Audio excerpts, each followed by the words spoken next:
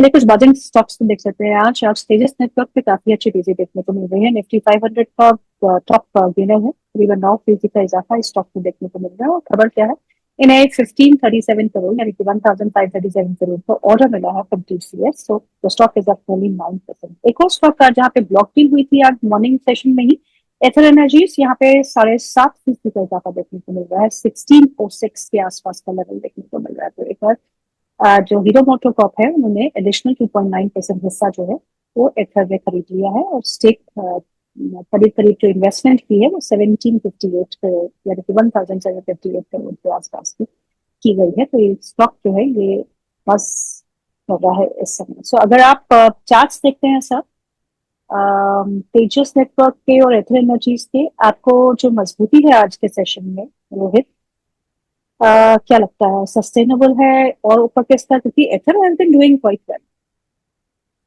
तो एथर पे शायद लोगों की ज्यादा नजर है। I am not tracking both the stocks, और ओके। स्टॉक स्पेसिफिक ज्ञान देना भी थोड़ा मुश्किल है, क्योंकि बहुत सारे रेगुलेटरी करेक्ट। रीजंस हैं जिससे कि हम लोग बट हर बट चीज। व्हाट डू चार्ट से? ट्रेंड है अभी सी, भाव तो बढ़ रहा है, सामने हमें जो दिख रहा है भाव बढ़ रहा है। अगर इन दोनों को मैं कंपेयर करूंगा हमारे जो प्रोप्राइटरी ट्रेड सेटअप्स पे हैं, तो आई would probably say ether has a better trade setup, इतना तो मैं बोल सकता हूँ। ओके। बट कहाँ पे लेना है क्या करना है वो लोगों को देखना चाहिए, क्योंकि 52 वीक हाई पे है स्टॉक, और न्यूली लिस्टेड कंपनी है। तो कई बार जो न्यूली लिस्टेड कंपनियां हैं उनको भी हम लोग अवॉइड करते हैं। हम लोग चाहते हैं कि एक कंपनी एक बेयर मार्केट के थ्रू जाए, और फिर उसके बाद हम लोग उस पे डीपर एनालिसिस करें। बट यस, कभी कभी कंपनियां ऐसी भी होती हैं जो लिस्ट होने के बाद परफॉर्म करती हैं, अगर फंडामेंटल्स उनका साथ देती हैं तो। बट ऐसा भी हमने देखा है कि 6 6 महीने 1 साल तक परफॉर्मेंस रहता है, और उसके बाद काफ़ी चीज़ें बदल जाती हैं। So that risk can only be done away with a period of correction, जो कि अगर कोई न्यूली लिस्टेड कंपनी 1 1.5 साल बाद करेक्टिव फेज के थ्रू जाए, और फिर उसके बाद हम लोग उसको एसेस करते हैं। तो जो हिडन फैक्टर्स होते हैं कि अगर जो इनिशियल बायर्स हैं वो उससे एग्जिट ले लें, वो इम्पैक्ट जो है एक बार हट जाए, और अगर कहीं पे भी नंबर्स का इंटरप्ले जो है वो बैलेंस शीट पे जो पूरी तरह जब दिखने लगता है, तब हमें असेसमेंट करने में ज़्यादा कॉन्फिडेंस आता है कि हाँ अब ये चीज़ ठीक है, जो सेटअप हमें दिखा रही है वो ठीक है। बट या this has limited history either. But अभी तक जो शॉर्ट टर्म ट्रेड पैटर्न्स हैं वो कंसिस्टेंटली अपने एवरेजेस या सपोर्ट्स को होल्ड करके चल रहा है, तो देखने में अच्छा लगेगा। But it is at the high, तो हाई पॉइंट पे एंट्री हम लोग टिपिकली नहीं लेंगे। And I just highlight we are SEBI registered research analyst, so all views are based on that. चलिए कुछ और खबरों वाले शेयर देख लेते हैं। हालांकि रोहित रोहित जी है वो स्टॉक स्पेसिफिक नहीं बोलते, फिर भी हम स्टॉक के मूवमेंट देख लेते हैं। डिक्सन टेक्नोलॉजीज और एम्बर शेयर्स, यहाँ पे एक अच्छा रुझान आज मॉर्निंग सेशन में देखने को मिला था, क्योंकि जो खबरें उभर के आ रही है and one of the papers में पब्लिश हुई है वो ये है कि 18% जीएसटी जो मोबाइल फोन्स पे लगता है उसमें उसको रैशनलाइज किया जाएगा। अगर वो ऐसा होता है तो दोनों ही कंपनीज पे है जो वो पॉजिटिव इम्पैक्ट कर सकता है। तो उसके चलते हुए आज सुबह से ही डिक्सन टेक्नोलॉजीज और एम्बर के शेयर्स जो है वो काफी अच्छा प्रदर्शन दिखाते हुए हरे निशान में कायम होते हैं। लेंस कार्ड में एक और ब्लॉक डील हुई है।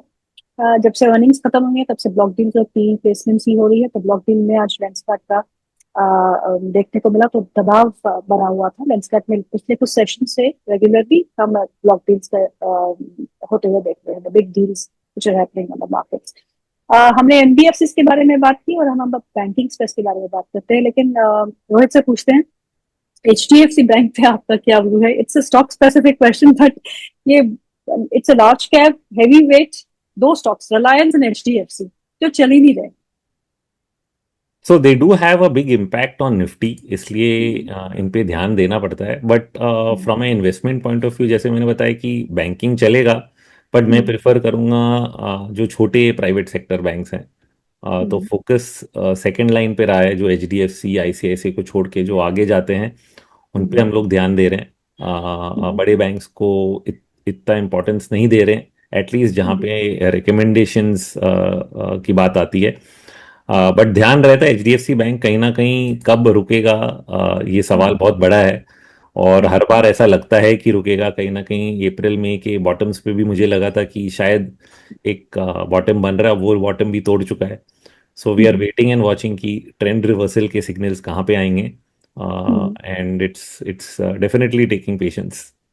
वही तो आपने कहा कि ऑयल एंड गैस स्पेस में रुझान देखने को मिल सकता है आने वाले समय में। सो ऑयल एंड गैस स्पेस में स्ट्रेटेजी कैसी बनानी चाहिए, कौन से सेक्टर में इन्वेस्ट करना चाहिए, कौन से vertical would give you good money? So oil marketing companies would be interesting, specially अगर तेल के भाव नीचे होते हैं तो उनके मार्जिन्स डायरेक्टली एक्सपैंड होंगे।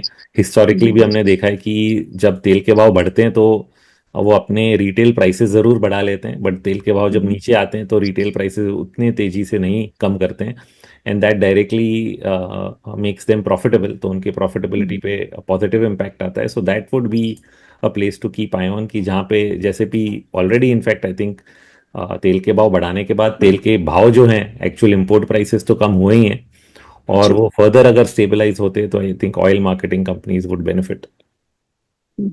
और कमोडिटी के बारे में आपने, sugar is a space which you have been quite bullish on. हमने आपसे पिछले हफ्ते भी शुगर स्पेस के बारे में हलचल बात की थी और काफी अच्छा मोमेंटम हमने इस स्पेस में देखा है। Quite a bit of restrictions but yes, prices are on all time record highs. So sugar is a space में एक अच्छे मूव के बाद still one needs to be stay invested. बिल्कुल, it's not a 3 month phase, it's not a 6 month phase. मेरे खुद जो clients है, हर हर दिन उनका ये सवाल रहता है अभी बेच दें क्या, अभी गवर्नमेंट ने ये मेजर्स लिए, इसका क्या इम्पैक्ट होगा। बट ये जो है एक medium to longer term cycle है। जब हम लोग शुगर सेक्टर की स्टडी कर रहे हैं, इट्स नॉट जस्ट कि कुछ सेटअप था, 3 महीने चल गया, अब बहुत हो गया। It's a call on the entire sugar price cycle, जो कि कमोडिटी साइकिल से ही रिलेटेड है। और लास्ट टाइम इस तरह का साइकिल हमने 2001 से लेके 2011 तक देखा था। और इसकी शुरुआत कहीं ना कहीं एक एक फेज तो 2020 और 2021 22 तक 24 तक आई थिंक बना था। वहां से फिर शुगर प्राइसेस काफी नीचे आए। सो अगर मैं इंटरनेशनल शुगर प्राइसेस की बात करूं, सोचिए $27 ऊपर में थे और नीचे में ऑलमोस्ट $13 तक नीचे आ गया था, तो ऑलमोस्ट हाफ। और वहां से आज हम लोग बात कर रहे हैं $18 पे है आज के तारीख में भी, 3.4% ऊपर हैं शुगर के प्राइसेस आज के दिन इंटरनेशनल मार्केट्स में। अब पॉइंट ये आता है कि डोमेस्टिक मार्केट्स में प्राइसेस कितने सस्टेन करेंगे। तो पिछले साइकिल में भी गवर्नमेंट ने बहुत सारे इंटरवेंशंस किए हैं। ऐसा ज़रूर हो सकता है कि डोमेस्टिक शुगर प्राइसेस उतना ना बढ़े जितने ग्लोबली बढ़े, बट आप पूरी तरह उनको रोक नहीं सकते हो। और अगर आप कहोगे कि इंपोर्ट करके हम लोग सप्लाई बढ़ा देंगे तो प्राइसेस स्टेबल हो जाएंगे, वो चीज़ तब काम करती है when it is a domestic issue, कि डोमेस्टिक शॉर्टेज हो गई है और आपने बाहर से इंपोर्ट करके उसको फुलफिल कर लिया और बात वहां से ही खत्म हो गई। But when it is an international shortage, तो आप इंटरनेशनल प्राइसेस भी बढ़ते रहेंगे, तो आप किस प्राइस पे इंपोर्ट करोगे, तो eventually government will have to subsidize it if they want to bring prices down. So it's not going to be straightforward. तो इसलिए मैं इन मेजर्स पे इमीडिएटली कुछ दबाव तो बनेगा, but I will not take it as a sign कि trend reverse हो जाए या साइकिल जो जिस पे हम लोग काम कर रहे हैं या बात कर रहे हैं जिसके बारे में, वो खत्म हो जाए। सो that is, I don't think that is likely. Interest बना रहेगा और करेक्शंस जहाँ जहाँ पे आएंगे I think they will be buying opportunities. कोई भी चीज़ वन वे ऊपर तो नहीं जाने वाली है। So we will watch out for pull backs for further addition. दो चीजें जो आपको सोचने पे मजबूर करी है कि मेटल स्पेस जो है वो आउट परफॉर्म करेगी, because one of the sectors that you are keenly watching out for is the metal space. आपने कहा कि आपको लगता है कि वहाँ पे अच्छे मूव्स आने चाहिए, तो क्या की फैक्टर्स हो सकते हैं कि मेटल स्पेस यहाँ से अच्छा करे? तो मैं बहुत ही मैक्रो फैक्टर बताता हूँ, और ये अगेन ग्लोबली लिंक्ड है। और सब कुछ घूम फिर के जब हम लोग कमोडिटी साइकिल की बात करते हैं, सब कुछ घूम फिर के डॉलर के पास आता है कि डॉलर का ट्रेंड क्या है।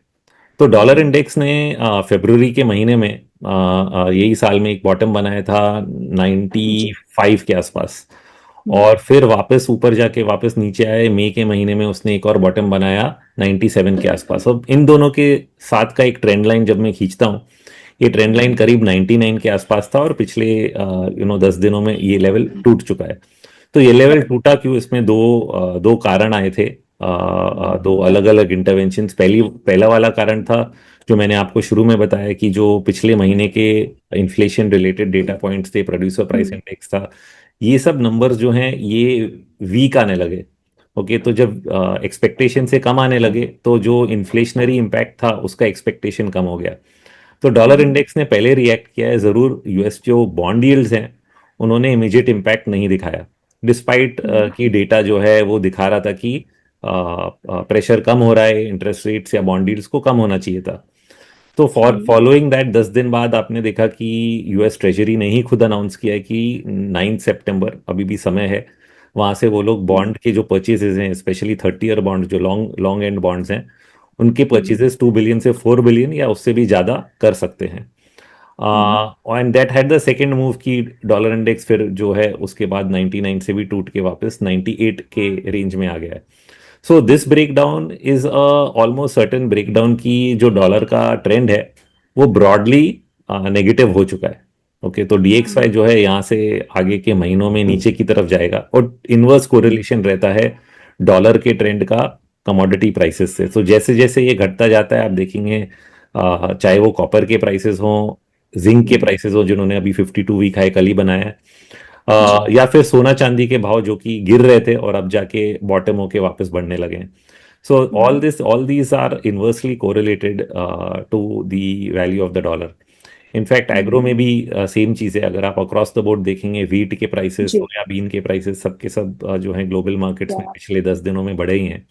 जी, so this is the macro factor कि जहां पे हम्म, आपके एक्सपेक्टेशंस इंटरेस्ट रेट से, इन्फ्लेशन से घटते जाते हैं, हम्म, उसका इम्पैक्ट बॉन्ड यील्ड्स पे आता है और फिर बहुत डायरेक्टली डॉलर पे आता है, और dollar leads to a commodity price improvement. तो ये एक सिंपलेस्ट रीजन है, अपार्ट फ्रॉम हम्म, कि हम लोग सोचे कि डिमांड आएगा, इंफ्रास्ट्रक्चर हम्म, इन्वेस्टमेंट होगा। ये सब एडिशनल फैक्टर्स है जो कि हेल्प करते हैं इस एनवायरनमेंट में, क्योंकि आपके अगर इंटरेस्ट रेट्स कम हुए, इन्वेस्टमेंट साइकिल वापस चलने लगा, केपेक्स बढ़ने लगा, जो कि यूएस हम्म, में भी हो रहा है और इंडिया में भी हम क्रेडिट ग्रोथ तो देख ही रहे हैं। So these are correct, indirect effects in the medium term. But short hmm, term immediate जो ट्रिगर है वो डॉलर हम्म, से हमें मिल जाता है कि कमोडिटी साइकिल जो है वो कंटिन्यू रहेगा, और therefore we hmm, start taking exposure in commodity and metal stock. So this is the main hmm. Factor at this point of time. Dollar index को कहाँ सेटल आप होते देखते हैं by the end of this year, another 3 months to go, 4 months to go? तो 3 months में शायद we will only be closer to around 95। Okay, okay, और उससे थोड़ा लंबा समय लेंगे तो मे बी आई थिंक 89 तक भी जा सकता है। सो 95 या 94 के बीच में का एक्सपेक्टेशन हमें रखना चाहिए ईयर एंड या जनवरी के पॉइंट ऑफ व्यू से। So what happens to gold and silver then? So they go back to close to the highs. मतलब सोने का भाव जैसे अभी डॉलर टर्म्स में चल रहा है, 4600 पे चल रहा है।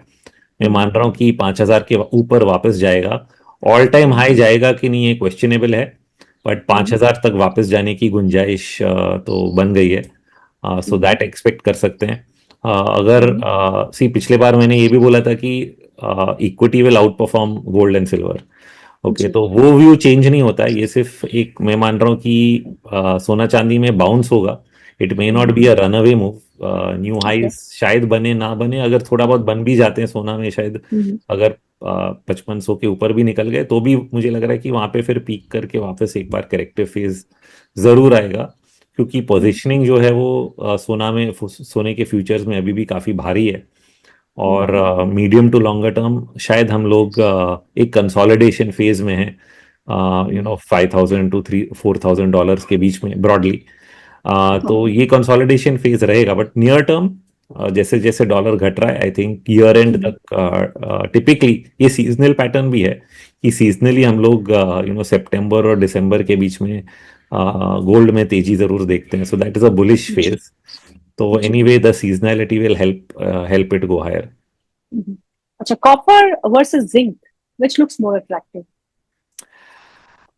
सी मीड अगेन, टाइम होराइजन अलग रहते हैं। कॉपर लीड कर रहा है, जिंक जो है वो पीछे पीछे साथ दे रहा है। इसको हम लोग इसी तरह मानेंगे, and that is true for the rest of the pack. जैसे कि कॉपर ने कुछ टाइम पहले ऑल टाइम हाई भी टच किया है, बट जिंक अपने 2022 के हाई के पार भी नहीं जा पाया है। 22 या 23 के पार, मतलब 4500 का रेट था, अभी 3921 का करीब चल रहा है डॉलर टर्म्स में। तो पीछे ही है, बट साथ साथ चल रहा है, क्योंकि साथ कॉपर भी के भाव बढ़ रहे हैं और जिंक के भी भाव बढ़ रहे हैं, but the lead is definitely being taken by copper. बहुत बहुत बहुत शुक्रिया आज प्रोग्राम में शामिल होने के लिए। So much to learn from you Rohit. I keep tracking you on your Twitter handle.